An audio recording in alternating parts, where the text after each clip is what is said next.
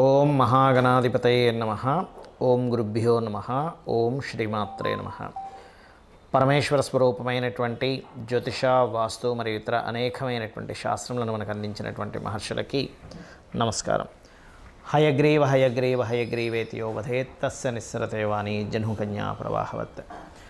అరుణాం కరుణాతరంగితాక్షీం ధృతపాశాంకుశపుష్పబాణచాపాం అనిమాదిభిరావృతాం మయూకైః అహమిత్యేవ విభావయే భవానీం. శ్రీమాత్రే నమః. ప్రేక్షకులకి ఆ లలితాంబిక అమ్మవారి యొక్క అనుగ్రహం పరిపూర్ణంగా కలగాలని మనస్ఫూర్తిగా కోరుకుంటూ మనం ఈరోజు చెప్పుకోబోయే టాపిక్ ఏమిటంటే 2025 సంవత్సరంలో 12 లగ్నాల వారికి, లగ్నాలు తెలియని వారి రాసుల వారికి ఎలా ఉండబోతుంది. అయితే ఇక్కడ మీకు సందేహం కలగవచ్చు, ఏమంటే మన తెలుగు సంవత్సరం కదా 2025 ఎందుకు చెప్తున్నారని. నాకు చాలామంది మెసేజ్లు చేసి ఏమంటే 2025 ఎలా ఉంటుందంటే ఉగాది దాకా ఆగండి, ఉగాది మనకి లెక్క అంటే అలా కాదు సార్, మేము ఇయర్ ప్లానింగ్ చేసుకుంటాం కదా విదేశాల్లో ఉండేవాళ్ళం. అది 2025 ప్లానింగ్ అంటే జనవరి నుంచి డిసెంబర్ ప్లానింగ్ చేసుకుంటాము. ఆ ప్లానింగ్ పరంగా మేము ఎక్కడ ఇన్వెస్ట్మెంట్స్ ఎలా చేయాలి, ఎలాంటి జాగ్రత్తలు తీసుకోవాలనేది మాకు ఇయర్ టు ఇయర్ తీసుకుంటాము. బట్ మీరు ఇదొక్కటి మాకు కొంచెం చెప్పండి అని చెప్పి అడుగుతూ ఉంటే ఒక్కొక్కరికి చెప్పడం కుదరదు, అది వీడియోలు చేస్తానులేండి అని చెప్పి అనడం జరిగింది. కాబట్టి ఈ 2025 యాక్చువల్గా అయితే మళ్ళీ చెప్తున్నాను, గుర్తుపెట్టుకోండి, మనది కేవలం ఉగాది నుంచి ఉగాది కొత్త సంవత్సరం. అంటే ఇది ఇంగ్లీష్ రిలేటెడ్. ఇంగ్లీష్ అంటే మనకి బయట దేశాల్లో ఉన్నటువంటి సంస్కృతి ఇది, కాకపోతే మనది మాత్రం ఉగాది నుంచి ఉగాది. మళ్ళీ చెప్తున్నా, మళ్ళీ మరోలా అనుకోకండి.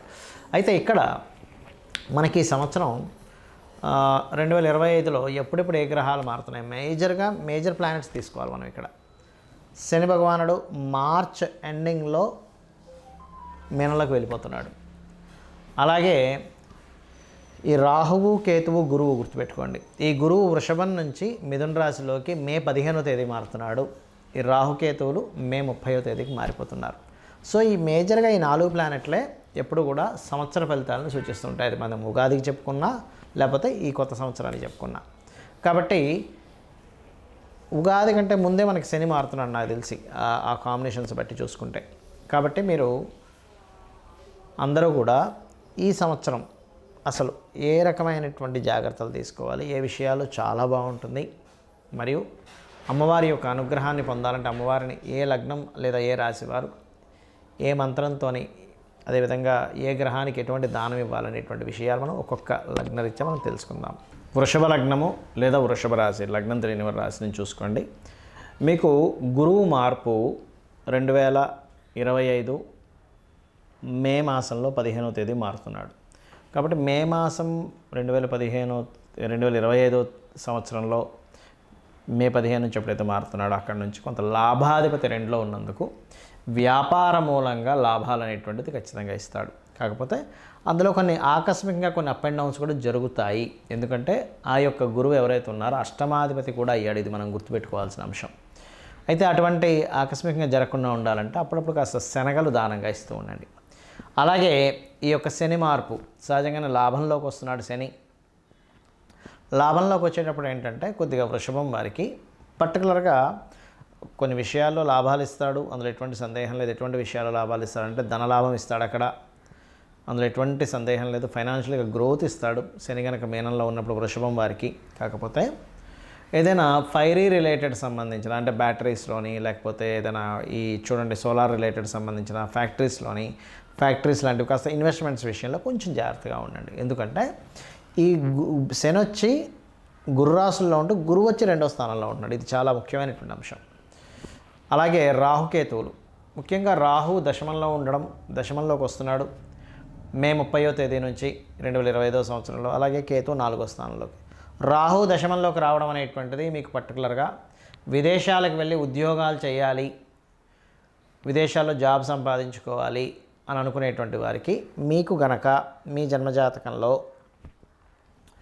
విదేశీ యోగం ఉంది, రాహు దశమంలోకి రావడం చాలా మంచిది. లేదంటే కొంచెం బలం తక్కువగా ఉందనుకునేటువంటి వారు రోజు 2 సార్లు హనుమాన్ చాలీసా చేయండి.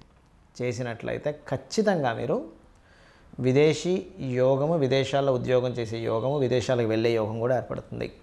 అయితే 4వ స్థానంలో వచ్చేటువంటి కేతువు మాత్రం కొంచెం విద్యార్థులకి విద్యా సంబంధించిన విషయంలో స్ట్రెస్ని, ఏదైనా ఒక ఇల్లు కట్టుకుందాము లేకపోతే ఏదైనా స్టార్ట్ చేద్దాం అనుకున్నప్పుడు ఏదో కొన్ని ఆటంకాలను ఇస్తూ ఉంటుంది. కాబట్టి మీరు ఏదైనా విద్యా సంబంధించిన కానీ కన్స్ట్రక్షన్ రిలేటెడ్ సంబంధించినటువంటివి కానీ ప్లాన్ చేసుకునేటప్పుడు చాలా జాగ్రత్తగా ప్లాన్ చేసుకోండి.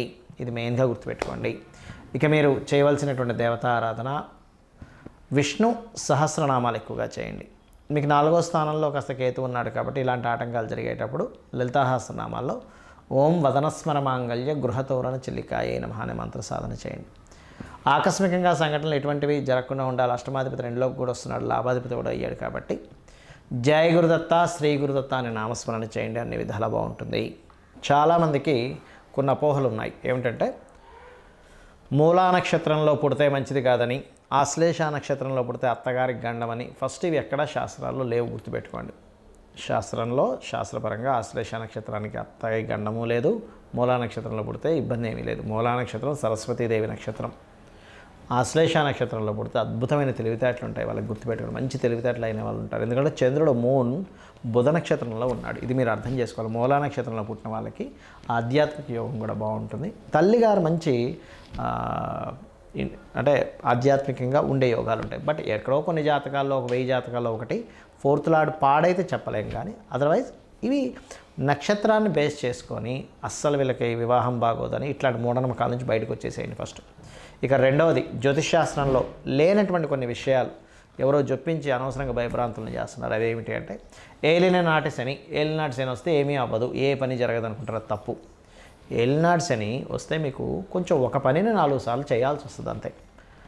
ఎందుకంటే నేను మీకు గతంలో ఒక 10 ఏళ్ల క్రితం కూడా కొన్ని వీడియోలో చెప్పాను. ఏమండి, సీనియర్ ఎన్టీఆర్ గారు ఏలినాటి శనిలోనే సీఎం అయ్యారు. పిఎం మోడీ గారు ఏలినాటి శనిలోనే ఆయన 10 సంవత్సరాలు ఏలాడు. ఇంకొక నడుస్తూనే ఉంది, ఇంకొక 11వ సంవత్సరం కూడా నడుస్తుంది. జగన్ గారు కూడా ఏలినాటి శనిలో అష్టమ శనిలోనే ఆయన సీఎం అయ్యాడు, మిథున రాశి అయింది. చంద్రబాబు నాయుడు కూడా సీఎం అయిందంటే అంటే అర్థం ఏంటి ఇక్కడ? ఏలినాటి శని సీఎంలు అవ్వడానికి, పిఎంలు అవ్వడానికి, ఉద్యోగాలు రావడానికి, పెళ్ళిళ్ళు అవ్వడానికి, అదేవిధంగా రకరకాలు మనం చూడండి ఇట్లాంటి వాటికి ఎక్కడా కూడా ఇబ్బందిని ఇవ్వడు ఏలినాటి శని. మరి ఏం చేస్తాడండి? శ్రమనిస్తాడు. మనం కష్టపడుతున్న అవతల వాళ్ళు గుర్తించట్లేదని ఒక బాధ ఇస్తాడు ఏలినాటి శని. అరే నేను ఇంత మంచి చేస్తున్నానే అంటే ఏమిటి? రియలైజేషన్ కావాలి మీకు. నువ్వు ఎవరో గుర్తించాలని నువ్వు పని చేయకు. నీ పన్ను నీ కర్మ నువ్వు చేసుకుంటూ వెళ్ళిపో. దానికి సంబంధించినటువంటిది ఏదైతే రిజల్ట్ ఉందో నాకు వదిలే అంటాడు శ్రీకృష్ణ పరమాత్మ. అలా ఏంటంటే మన కర్మ మనం చేసుకుంటూ వెళ్ళిపోవాలి ఏలినాటి శని టైంలో. ఇంకొక మూఢనమ్మకం ఉంది అందరికీ, కాలసర్పదోషము. అరే అక్కడ అసలు గ్రహాలన్నీ రాహుకేతులకు ఒక వైపు వస్తే కాలసర్పదోషం అని చెప్పారు శాస్త్రంలో. రెండవది, కాలసర్పదోషం కాలానికి అప్లై చేయాలి, జన్మజాతకానికి కాదు అని చెప్పారు శాస్త్రంలో. అసలు గ్రహాలన్నీ ఒకవైపు ఉండవు, 1-2 గ్రహాలు బయట కూడా ఉంటాయి, దాన్ని కాలసర్పదోషం అంటారు. ఆ కాలసర్పదోషం ఉందని రకరకాల భయభ్రాంతులు చేయడం, ఇది అసలు కరెక్ట్ కాదు, గుర్తుపెట్టుకోండి. జ్యోతిష్ శాస్త్రంలో ఇవి కాదు ముఖ్యంగా. ఇవి ఉన్నాయి, ఎంత కొంత పర్సెంటే దీని ప్రభావం. ఏలినాటి శని వస్తే కొంత శ్రమ ఉండడం, మనిషికి బద్ధకం రావడం, ఇవి ఉంటాయి. బద్ధకించకుండా నిద్రపోకుండా మనం పని చేయాలి. కాలసర్పదోషం ఉంటే నేను ఇప్పటికీ చాలాసార్లు చెప్పాను, 140 మంది ప్రెసిడెంట్ల జాతకాలు చూశాను. 140 మంది ప్రెసిడెంట్లకి కాలసర్పదోషం కూడా వాళ్ళ దేశాలను వెళ్ళారు అని చెప్పారు. సో ఫస్ట్ మీరు మైండ్లో నుంచి దాన్ని తీసేసేయండి దయచేసి. ఇది కాదు అసలు మీ లగ్నం ఎంత స్ట్రెంత్గా ఉంది, లగ్నం ఎందుకు మీకు ఇది అవ్వలేకపోతుంది, మీ లగ్నాధిపతి ఎవరు దాన్ని స్ట్రెంత్ చేసుకోండి. ఆ గ్రహం దగ్గర దీపారాధన చేయండి. మీ ధనాధిపతి ఎవరు, లేదా అమ్మవారి యొక్క నామం చేసుకోవడం. ఓం సంపత్కరీ సమారూఢ సింధుర వ్రజ సేవితాయ నమః నామం భక్తి శ్రద్ధలతో చేయండి. ఎందుకు ఇవ్వదు అమ్మవారు? ఖచ్చితంగా మీరు నామం చేస్తున్నారంటే ఒక్కొక్క అక్షరము పలికేటప్పుడు మీ ముందునే ఉంటుంది, గుర్తుపెట్టుకోండి. మీ కళ్ళ ముందే ఉంటుంది అమ్మవారు, అర్థమైందా? అలాగే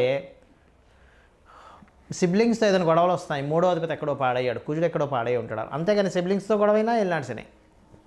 ఒక గృహం కట్టుకోలేకపోతున్నట్టే 4వ అధిపతి ఎక్కడ ఉన్నాడు, ఎలా ఉన్నాడని చూడాలి. అంతేగాని ఇక్కడ ఎలా ఉంటుందంటే ఒక వ్యక్తికి మోకాలకి దెబ్బ తగిలింది అనుకోండి, జ్వరం వచ్చిన మోకాలు దెబ్బ తగిలింది కాబట్టి జ్వరం వచ్చిందండి, థైరాయిడ్ వచ్చిన మోకాలకి దెబ్బ తగిలింది కాబట్టి థైరాయిడ్ వచ్చిందండి, కళ్ళు మసకబారుతున్నాయంటే మోకాలకి దెబ్బ తగిలింది కాబట్టి మసకబారుతున్నట్టుగా ఉంటుంది పరిస్థితి. కాబట్టి అది కాదు, శాస్త్రం అది కాదు, గుర్తుపెట్టుకోండి. మీ అధిపతి మీ లగ్నం నుంచి ఎన్నో అధిపతి ఎలా ఉన్నాడు దాన్ని బట్టి మీకు ఇబ్బంది అనేటువంటిది మీ పూర్వజన్మ కర్మ వల్ల వస్తుంది. ఆ కర్మను తొలగించుకోవాలి. ఇంకొక మూఢనమ్మకం, అన్నిటికన్నా పెద్ద మూఢనమ్మకం ఉంటుంది, గుర్తుపెట్టుకోండి. మీరు చేసినటువంటి కర్మలు అంటే మీరు నేను అందరం గుర్తుపెట్టుకోండి, మనందరం చేసినటువంటి కర్మల ద్వారా మనం అనుభవిస్తుంటాం ఈ జన్మనెత్తి. ప్రతి జీవి కూడా దీన్ని తీసుకెళ్ళి దేవుడు కంట కడతాం. ఎట్లాగా? దేవుడు లేడు, దేవుడు ఉంటే నాకు ఇన్ని కష్టాలు వస్తాయా? ఇప్పుడు ఒక టీచరు చక్కగా క్లాసులో ఉన్న 50 మందికి క్లాస్ చెప్పింది, తర్వాత ఎగ్జామ్ పెట్టింది. వీడు సరిగ్గా టీచర్ చెప్పింది వెనక సరిగ్గా రాయకపోతే టీచర్ చెప్పనట్ట, టీచర్ లేనట్ట. నువ్వు చేసినటువంటి కర్మకి నువ్వు అనుభవిస్తున్నావు. అది మంచి కావచ్చు, గుడ్ ఆర్ బ్యాడ్. గుడ్ అయినా మీ కర్మే, గుర్తుపెట్టుకోండి. మీకు ఒక బాగా కలిసి వచ్చిందన్నా మీ కర్మే, మీకు ఇబ్బంది పడుతుందన్నా మీ కర్మే. మరి దేవుడు ఎందుకు అంటే, చిన్న ఎగ్జాంపుల్తో చెప్పి నేను ముగిస్తాను, గుర్తుపెట్టుకోండి. ఒక పిల్లవాడు స్కూల్కి వెళ్తున్నాడు రోజు. అక్కడ ఒక వీధిలో కుక్క ఉంది. ఆ కుక్క వెంటపడ్డము అరవడమో చేస్తుంటే వీడికి భయపడుతున్నాడు. స్కూల్కి వెళ్ళలేకపోతూ భయపడుతూ రావడం. అమ్మకి చెప్పాడు, అమ్మ నేను స్కూల్కి వెళ్ళాలి కానీ రోజు అక్కడ ఒక కుక్క ఉంది అన్నప్పుడు అమ్మ ఏం చేసిందంటే, ఏం కాదురా నేను ఉన్నాను పద అన్నది. లేదా ఒక బెత్తం ఇచ్చింది చేతికి, ఒక కర్ర ఇచ్చింది. అరే ఆ కుక్క ఏదైనా వస్తే కర్రతో ఇలా పారిపోద్దని. అప్పుడు అమ్మ పక్క నుండి నడిపిస్తున్నప్పుడు వీడు స్కూల్కి వెళ్ళడము అక్కడ ఆగలేదు, కుక్క అక్కడే ఉంది. కానీ పక్కన ఎప్పుడైతే అమ్ముందో ఏం జరిగింది? మీకు ధైర్యం ఉంది. అంటే మీరు ఎప్పుడైనా అమ్మవారి ఆరాధన, భగవత్ నామస్మరణ రెగ్యులర్గా చేస్తే, ఇంట్లో సూర్యోదయానికి ముందే దీపారాధన చేయడము, అదేవిధంగా రెగ్యులర్గా ఆలయాలకు వెళ్ళడం చేసినప్పుడు ఏమవుద్దంటే, మీ కర్మలు ఎలా ఉన్నా మీరు ధైర్యంగా దాన్ని ఎదుర్కోగలుగుతారు. కాబట్టి ఎన్ని పనులున్నా ఏమైనా ఒకటే గుర్తుపెట్టుకోండి, అమ్మవారిని ఆరాధన చేయాలి, రోజు లలిత సహస్రనామాలు చదువుకోవాలి. లేకపోతే మీ ఎవరైనా సరే అంతా ఒకటే గుర్తుపెట్టుకోండి. శివుడు వేరు, నారాయణుడు వేరు, అమ్మవారు వేరు, ఇవన్నీ పిచ్చి మాటలు అన్నమాట. అంతా ఒకే బ్రహ్మం, ఒకే ఈశ్వరుడు ఇన్ని రూపాలుగా ఉన్నాడు అనేటువంటిది అర్థం చేసుకుంటూ మీ అందరూ కూడా ఈ 2025వ సంవత్సరం అమ్మవారి అనుగ్రహంతో బాగుండాలని మనస్ఫూర్తి కోరుకుంటూ శ్రీమాత్రే నమః.